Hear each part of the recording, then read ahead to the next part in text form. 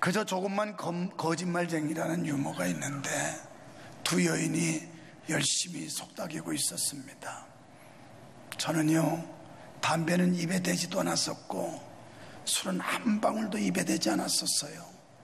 그리고 나는 한 번도 내 남편을 배신한 적이 없어요. 그러자 한 여성이 말합니다. 세상에, 너무너무 훌륭하세요. 너무 착한 분이세요. 어떻게 그렇게 사실 수 있어요? 그랬더니 한 여인이 얼굴이 벌거스레지더니 하는 얘기가, 그런데 저게도 조금만 허물은 있어요. 그래요? 천사 같은 분이 무슨 허물이 있다고 그래요? 사람들이 절 보고 거짓말쟁이라고 그러거든요.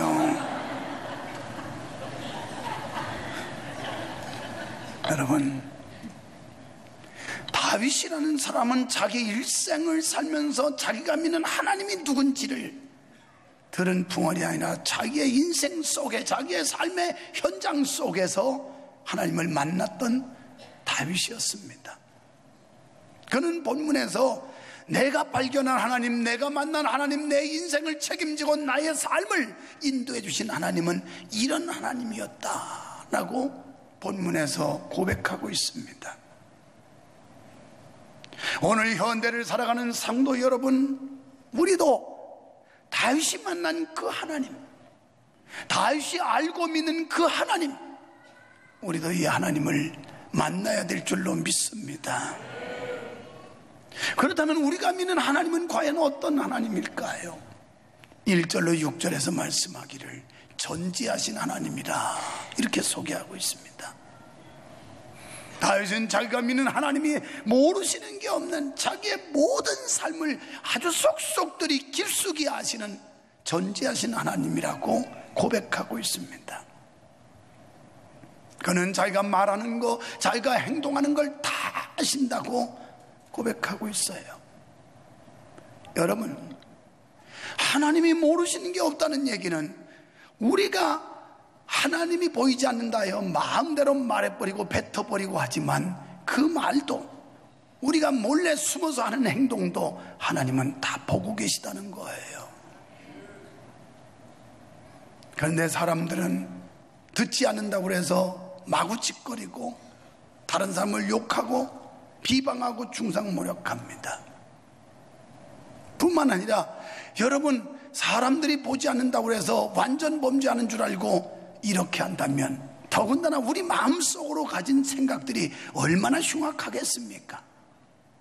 드러나지 않고 이 마음속으로 다른 사람과의 관계에서, 하나님과의 관계에서 가져진 이 못된 것들이 얼마나 많을까요? 하지만 다윗은 이 마음속에 품은 생각까지도 아시는 분이 하나님이시라고 그는 고백하고 믿고 있습니다. 우리 선조들은 하나님을 알지 못했지만 그들은 말하기를 낮에 하는 말은 새가 듣고 밤에 하는 말은 쥐가 들으니 우리가 말 조심해야 되고, 그리고 함부로 말하면 안 된다고 하는, 남을 부정하고 부인하고 다른 사람을 비방하는 이야기를 함부로 하면 안 된다는 교훈을 우리에게 주었던 겁니다. 히브리서 4장 13절에 보면 지은 것이 하나님 앞에서 나타나지 않는 것이 없고 하나님 앞에서 벌거벗은 것까지 다 드러난다고 그랬어요. 여러분과 제가 지난 한 주간 동안에 하나님이 보이지 않는다 해서 제멋대로 말하고 제멋대로 행동한 거, 하나님은 벌거벗은 것처럼 다 노출이 돼서 알고 계시다는 거예요. 왜 그렇습니까? 하나님께서는 모든 인생을 감찰하시기 때문입니다. 예레미야 12장 3절에 보면 주께서는 나를 아시고 보시며 이렇게 말씀했어요. 오늘 여러분이 교회에 오신 거 하나님이 다 아세요. 믿으시면 아멘 합시다. 하나님이 알지 못한다면 우리는 헛수고하고 있는 거예요. 그리고 하나님이 지금 예배하는 여러분을 보고 계실 줄 믿습니다. 그분이 하감하신다는 거예요. 내려다보고 계시다는 겁니다. 뿐만 아니라 내 마음이 어떠함을 감찰하신다는 거예요. 지금 여러분이 어떤 마음 상태로 앉아 있는지도 하나님은 다 아신대요. 이렇게 하나님이 보시고 알고 계시고 우리의 마음까지도 살피시는 하나님 앞에서 우리는 어떠한 자세로 예배를 해야 되겠습니까? 예배 순서에 보면 회중이 함께 부르는 찬송은 찬양과 경배와 그 다음에 주 안에 있는 나에게 했던 예배 찬송 2개를 불렀습니다. 어떤 데는 그렇게 생각하실지 몰라요. 이 2개 왜 부르는지. 나는 그냥 예배 보러 온 사람인데 예배만 보고 가면 되지, 왜 자꾸 귀찮게 이런 거 자꾸 순서 넣어가지고 번거롭게 하고 시간 지나가게 하는지 모르겠다고, 그냥 성가대 찬양 보고 목사 설교 보고 그냥 보고 가면 되는데, 아니에요. 우리의 예배는 보는 예배가 아니라 드리는 예배입니다. 우리는 예배에 관망하는 관전하는 사람이 아니라 예배자여야 됩니다. 그래서 개혁주의는 예배를 드린다고 말하는 거예요. 뿐만 아니라 여러분이 예배자가 되고, 여러분 만인 제사주의, 가톨릭과 기독교의 차이가 있다면 만인 제사주의예요. 여러분 직접 여러분과 하나님 사이의 예배가 이루어져야 된다는 겁니다. 회중 찬송 부를 때 가사를 음미하면서 나 자신을 살펴보면서 부르면 얼마나 은혜가 되는지 몰라요. 근데 아무 느낌 없이 감각 없이 부르니까 찬송가가 지루하게 여겨질 거고 귀찮게 여겨질 거고, 왜 이 소중한 시간에 이런 건 액세서리를 2개를 넣어가지고 우리를 귀찮게 하지, 그냥 편안히 앉아가지고 예배 보고 가면 좋으련만 이라고 생각할지 몰라요. 근데 그것은 예배가 아니에요. 로마서 12장 1절 2절에 보면 1절에는 너희는 이 세대를 본받지 말아라. 그러면서 2절에서 너희 몸을 거룩한 하나님의 산 제물로 드리라는 겁니다. 우리 자신이 제물이 돼야 된다는 거예요. 이게 개혁주의 교회의 예배인 겁니다.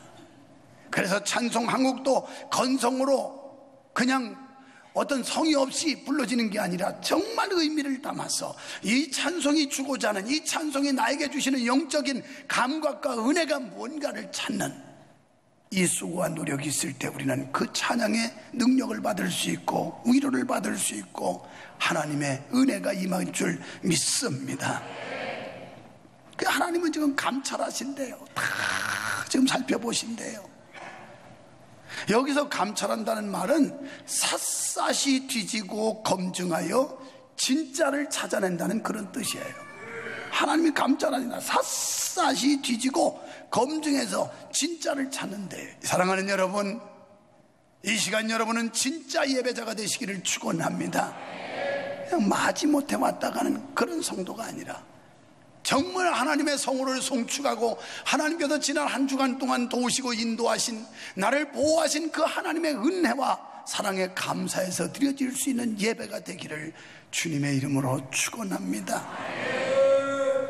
흔히 이건요 광산에서 사용되는 말이에요. 보석을 식별할 때 사용되는 말을 감찰한다, 이런 뜻입니다. 여러분, 이렇게 하나님은 인생의 모든 것을 아시는 분이신 줄 믿습니다.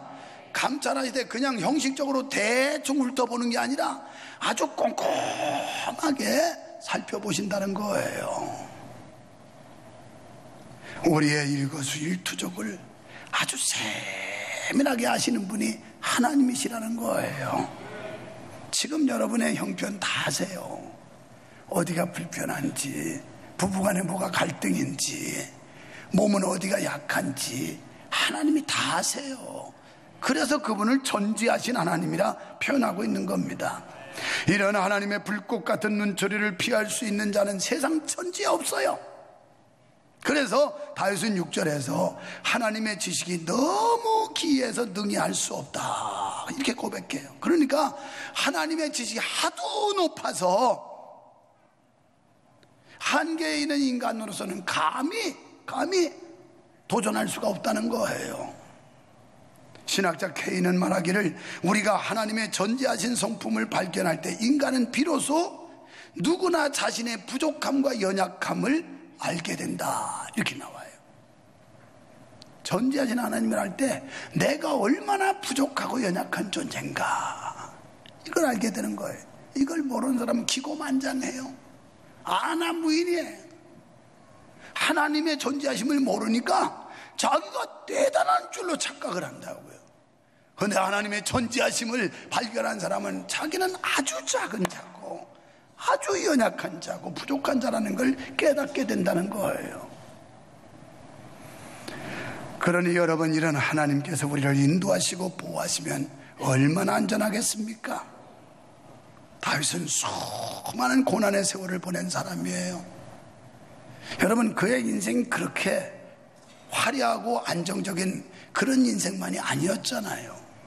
그런 들판에서 소떼 양떼를 먹이는, 그래서 양떼와 함께 뒹굴어야 되는 목동이었고, 왕으로 기름 부음 받아 세움 받았을 때, 또 전쟁에서 승리하는 장군이 됐을 때 사울의 시샘 때문에, 그래서 얼마나 목숨을 부지하기 위해서 쫓겨다녔습니까?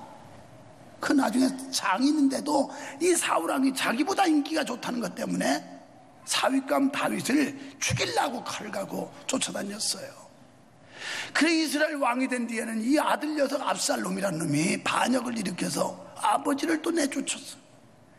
그래서 이곳저곳 심지어는 이방 땅까지 쫓겨나가요.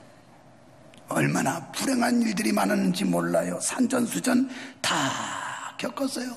그러나 이러한 와중에도 하나님이 나를 도와주셔서 오늘이 있게 했다, 이 고백이에요. 여러분도 그러시잖아요. 인생 살면서 희노애락을 교차하면서 얼마나 많은 어려움들이 있으세요. 이런 거 하나님이 다 아신대요. 그런 중에 하나님이 지켜주셔서 그래도 오늘 여기까지 우리가 올 수 있었음을 믿으시기를 축원합니다. 그 다음에 7절부터 12절에는 편지하신 하나님, 이 편지라는 말은 안 계신 곳이 없는 하나님이라 이런 뜻이에요. 어디나 계시다는 거예요. 여러분, 다윗이 한 번은 큰 실수를 했죠.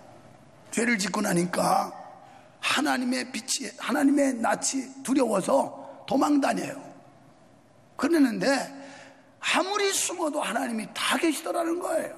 저 하늘 높이 올라갔더니 거기도 하나님이 계시고, 저 음부에 내려갔더니 거기도 하나님이 계시고, 바다 끝에 가보니까 거기도 하나님이 계시고, 도대체 하나님이 안 계신 곳이 없어 피할 길이 없더라는 거예요.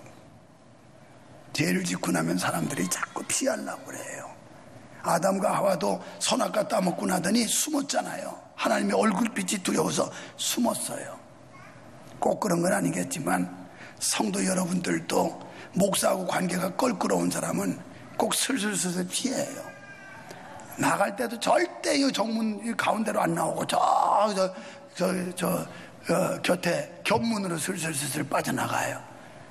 그런데 목사하고 관계가 원만하고 좋은 사람은 어떻게라도 와서 얼굴 한번 보이려고 손 한번 잡아보려고. 아니, 그러다고 뭐 여러분이 이 많은 사람이 한꺼번에 다 나오면 안 되니까, 물론 문을 많이 만들었습니다만은 속으로 그럴 거예요. 목사님, 그러면 문 하나만 만들어 놓지 왜 잔뜩 만들어 놔가지고 우리한테 뭐라 그러냐고. 뭐 꼭 그런 건 아니겠지만 이 관계가 어색하고 무언가 이게 좀 이게 마땅치 않으면 자꾸 슬슬 피한다고요. 피해. 우리 교회 그 이근석 집사님 아들이라고, 이제 걔가 뭐 한 서너 살 됐나 남자인데 아주 잘생겼습니다. 틀이 좋아요. 장군감이에요. 근데 이 아이는 교회 오면 반드시 목사하고 악수해야 가지 그냥은 안 갑니다. 악수 안 하면 소리 질러요. 목사 손잡자고 말이야. 그래서 지 부모들이 꼭 와가지고 악수를 한 번씩 해야 그제서 만족해가지고 막 가요. 얼마나 아름다운지 몰라. 오늘 다윗이 범죄한 뒤에 이리저리 도망가 봤지만 어디 가도 하나님이 계시더라면 뛰어봐야 벼룩이야. 결국 하나님의 손 안에 있는 거예요. 이걸 느꼈던 거예요. 그래서 하나님은 편지하신 분이다, 이렇게 얘기하고 있는 거예요. 믿어주시기를 축원합니다. 신속히 도망가 봤지만 거기도 쫓아오더래요. 이런 사실을 몰랐던 요나라는 사람이 어쨌어요? 하나님의 얼굴빛을 피하고 제멋대로 도망가다가 바다 복판에서 풍랑 만나가지고 물고기 뱃속에 들어가서 사흘 동안 죽을 고생하다가 회개하고 거기서 하나님 만나고 새 삶을 찾잖아요. 그러니까 바닷속에도 하나님이 계시다는 거예요. 바닷속에도. 여러분, 이렇게 편지하신 하나님 앞에서 우리가 무엇을 가릴 수가 있겠습니까? 반대로 이런 하나님이 성도들을 지켜주시니 얼마나 안전할 수 있어요. 여러분, 이렇게 편지하신 분, 교회에만 계시면 우리는 교회 왔을 때만 안심하지 집에 가면 불안하잖아요. 하나님은 교회에도 계시고 가정에도 계시고 사업장에도 계시고 직장에도 계시고 군대에도 계시고 비행기 안에도 계시고 다 계셔요. 다 계셔요. 다 계셔요. 나는 비행기가 뜨고 내릴 때마다 잠시 눈을 감고 하나님, 이 비행기가 목적지까지 무사히 도착하게 해주십시오. 그리고 랜딩기가 펴가지고 활주리에 덜덜덜덜 갈 때 그때 다시 감사기도해. 그때는 뭐까지 뭐 문제가 생겨도 그냥 조금만 쳐박고 쓰던지 어떻게 쓸 거니까. 그런데 뭐 비행기 타면 뭐 승무원이 무슨 열심히 안전 뭐 조끼를 입고 바람을 후 불고 아이고 그거 해가지고 살았다는 거 다 못 봤어요. 별거 소용없어. 안 떨어지는 게 상책이지. 떨어지면 다 죽어. 뭐 그게 대단하겠어. 그래도 뭐 여기다 내리막을 뭐 바다 위에 떨어져 슬라이딩 해가지고 그것이 보트도 되고 어느 경황에 그 정신이 있어. 다 빠져 죽지. 안 떨어지는 게 상책에 살 길이고. 그래서 주님, 이 비행기가 목적지까지 무사히 가게 해주시고 주여 안전하게 착륙하게 해주시니 감사합니다 해서 속도가 한 어느 정도 절반으로 줄었을 때 그때 눈 떠요. 이제 너무 감사해서. 그때는 그까짓 건 뭐 다시 날릴 수도 없고 쳐박아도 뭐 안 죽으니까 괜찮아요. 하나님이 비행기 안에도 계시고. 할렐루야.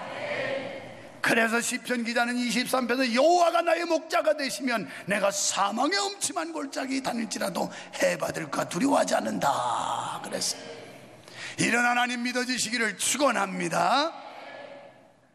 이사야 43장 1절로 2절에 보면 물 가운데 지나가도 물이 침몰치 못하고 불 가운데 지나가도 사르지 못하고 하나님이 함께하는 걸 지켜주는데, 다니엘의 세 친구가 불문불에 들어가도 하나님이 지켜주었고 다니엘의 사자굴에 집어넣어도 사자 입을 봉하니까 살아났고 하나님이 함께하면 안전한 줄로 믿습니다. 그 다음에 13절로 18절에 보면 하나님은 전능하신 하나님이다 이렇게 말해요. 다윗도 자신이 하나님이 지으신 존재라는 사실을 분명히 믿었습니다.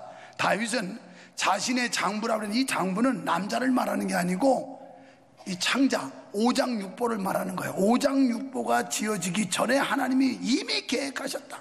이 말은 하나님의 예정과 섭리 속에서 여러분을 구원하시기로 작정하셨어요. 그래서 진작에 믿게 하려고 그랬는데 조금 늦었던 건 명성교회 오라고 그래서 좀 기다린 거예요. 그렇지 않았으면 다른 데 가서 열심히 해가지고 다 거기 나가지 않았을 거 아니에요. 이렇게. 그래서 하나님께서 명성교회 보내려고 그동안 뺀질뺀질하게 안 믿게 하다가 이제 여기 와서 믿게 만드는 거예요. 이 모든 걸음을 지도하시고 인도하시는 분이 하나님이시라는 사실을 다윗은 고백하고 있는 거예요. 그래서 이 말은 신통하고 오묘하여 능히 측량할 자가 없다는 표현, 신묘막측하다 이렇게 표현하고 있어요. 우리의 인체 구조는 그 신비에 대해서 현대의학자들까지도 감탄하지 않을 수 없을 정도로 조화를 이루고 있는데, 난 목구멍 하나만 생각해봐도요, 이게 이 기도, 식도 이게 같은 구멍으로 가는데 참 신기한 게, 숨 쉴 때는 식도를 막아주고 먹을 때는 기도를 막고 그래가지고 요게 동작이 좀 느린데 성급하게 먹다가 살에 들려가지고 크크 그러는 거예요. 이게 기가 막혀. 어떻게 완전 오토매틱이야. 오토매틱. 이거 누가 이렇게 만들 수 있겠어요? 여기다가 뭐 해봤자 이 전구 집어넣어야 되고 자석이 있어야 되고 뭐 할 텐데, 하나님은 그냥 자동으로 음식이 들어오는지 바람이 들어오는지 다 알아서 이렇게 열었다 닫았다. 그것도 안 보이는 신체 부위는 또 희한해요. 관은 하나밖에 없는데 또 이게 또 다 달라 희한해. 오묘한 하나님이야. 오묘한 하나님. 그래서 영국의 유명한 설교가 스펄전 목사님은 뭐라고 그랬냐면, 하나님의 전능하신 능력을 보기를 원하는가? 멀리 갈 것 없다. 당신 몸을 보라. 인간의 신체보다 하나님의 전능하신 능력을 잘 보여주는 것은 없다. 이렇게 얘기했어요. 그렇습니다. 하나님께서는 인간뿐 아니라 우주 만물을 다 지으시고 경영하고 계신 줄 믿습니다. 그러므로 하나님의 장중에 없는 게 없어요. 다 하나님의 장중에 있어요. 살고 죽는 것도 희노애락 전부 하나님의 장중에 있는 거예요. 우리가 만약 유효기간 끝나면 폐기 처분이야. 그때는 천당 가는 거예요. 그러니까 유효기간에 나오면 절대 폐기 처분 안 돼요. 여러분 오래 살고 싶어서 안달하지 말고 사명을 가지고 열심히 일해봐요. 쓸만하면 하나님이 더 계속 써주고, 그렇지 않으면 천국이나 와라. 너 이제 유효기간 끝났다. 이렇게 된단 말이에요. 그런데 막 그 사명을 발견해서 뭐 충성할 생각은 안 하고 살아보겠다고 막 몸부림을 치는데, 그래서 살 것 같으면 다 살게요. 우리가 하나님께서 우리의 생사고락까지도 다 주관하고 있다는 거 인정하시기를 축원합니다. 이러한 사실에 근거해서 시인은 하나님의 놀라운 권능으로 자신이 보호받고 있음을 체험으로 고백하며 하나님을 찬양하고 있어요. 그래서 끝까지 하나님의 보호하심에 자기를 맡기고 있습니다. 여러분 불안해하지 마세요. 두려워하지 마세요. 하나님 앞에 여러분 일생을 전폭적으로 맡기세요. 비행기를 탈 때도 내 몸을 거기 맡겨야 건너가지, 배를 탈 때도 내 몸을 거기 실어야 가는 거지. 이거 불안해. 이 비행기 떨어지면 어떡하지? 조종사가 실수해서 이거 추락하면 그 사람은 못 가는 거예요. 전능하신 하나님, 그분이 나 책임지고 안전하게 천국까지 인도해 주실 걸 믿으면 마음속에 평안이 생겨요. 담대함이 생겨요. 할렐루야. 네 번째는 19절로 24절에 보니까, 오늘 설교는 네 번째까지 있어요. 네 번째 보니까 공의의 하나님이라는 거예요. 하나님은 죄인을 벌하시고 악을 심판하신 분이라는 거예요. 그래서 다윗은 여기에 휘말리지 않으려고, 그래서 뭐라고 외칩니까? 악이여 나에게서 떠나라, 이렇게 외쳐요. 악인들이여, 죄악이여 나에게서 멀리 가거라, 이렇게 외칩니다. 왜요? 하나님은 공의의 하나님, 심판하신 하나님을 고백하고 있어요. 우리가 은혜의 하나님, 사랑의 하나님만 알다 보니까 이 공의의 하나님을 무시하니까 제멋대로 사는 거예요. 제멋대로. 그래서 악인들과 짝하는 것이 하나님 앞에서 얼마나 무서운 죄인지를 분명히 알고 있었습니다. 여러분, 복 있는 사람은 시편 1편에 보니까 죄인의 길에 서지 않고 오만한 자의 자리에 앉지 않고, 여러분 우리가 이 죄악의 자리, 잘못된 자리에 앉지 않는다는 거예요. 그래서 다윗은 자신 역시도 주를 미워하는 자들을 미워한다, 죄를 미워한다는 거예요. 죄를. 하나님의 공의를 발견한 다윗은 이런 하나님의 공의를 쫓아 자신도 악을 멀리하고 선을 가까이 하는 공의로운 삶을 살겠다고 결심하고 있는 겁니다. 여러분, 우리가 개인적으로 미워하는 것은 성경적이지 않습니다. 그러나 하나님을 대적하는, 하나님께서 미워하는 자들을 미워하는 건, 그 말은 신앙의 정조, 신앙의 어떤 정결, 이런 것들을 사수하다 보면 우리는 하나님을 대적하는 이 악의 세력, 타락한 문화, 이런 것들은 우리가 미워할 수 있어야 된다는 거예요. 미워할 수 있어요. 오늘 뉴스에도 나왔는데 쾌어 축제, 동성애를 조장하고 청소년들에게 그 못된 문화를 자꾸 파급시키는, 이런 건 미워해야지. 그것도 그냥 아이고 기독교인들이 너무 독선. 여러분, 바른 신앙을 갖는 건 독선이에요. 이걸 기독교 말고도 구원이 있다고 하는 건 이건 종교다원주의고 혼합주의예요. 예수님 뭐라고 그랬어요? 내가 곧 길이요 진리요 생명인데 나 믿으면 다 지옥 간다 그랬어요. 지옥 간다. 그게 왜 독선이에요? 진리지. 할렐루야. 여러분, 오늘 한국교회가 살아나면 혼합주의를 배격해야 돼요.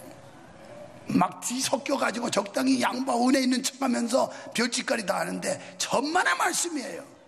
진리는 양보도 타협도 있어서는 안 되는 거예요. 할렐루야. 여러분, 교회 잘 온 거예요. 잘 온 거야. 진짜 좋은 교회 다니는 거예요. 뭐 남이야 뭐라고 하든 우리끼리 말이야, 우리끼리. 그래서 사도 바울은 고린도후서 6장 14절로 16절에서 그리스도와 벨리알이 조화를 이루지 못하며 의와 불법이 사귀지 못한다, 이렇게 말했어요.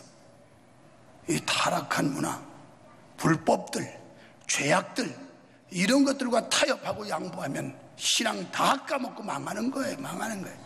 절대 안 되는 거예요. 절대 안 돼. 죽어도 안 되는 거예요. 안 되는 거예요. 그렇습니다. 하나님의 공의를 발견한 자는 자신도 공의로운 삶을 살게 마련인 줄로 믿습니다. 사랑하는 여러분, 인간의 생명은 굴러다니는 돌처럼 저절로 생겨난 게 아니라 하나님께서 창조하셨어요. 누구든지 물건을 만들 때는 목적이 있어 만들어요. 그래서 그 목적, 하나님이 우리를 하나님의 자녀 삼으시고 구원해 주신 건 영광을 받으시려고, 하나님의 뜻을 위해 우리를 사용하시려고 우리를 선택하시고 부르신 줄로 믿습니다.